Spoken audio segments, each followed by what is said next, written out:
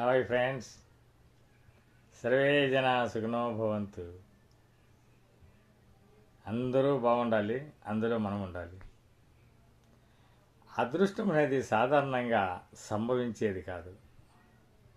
అదృష్టం అనేది సాధారణంగా సంభవించేది కాదు. అది మనం ఎంచుకునే ఒక అవకాశం.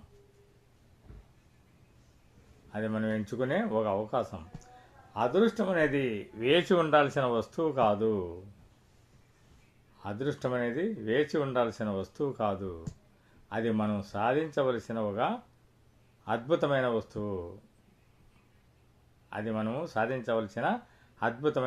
వస్తువు అంటారు విలియం జెన్నింగ్స్ బ్రయాన్.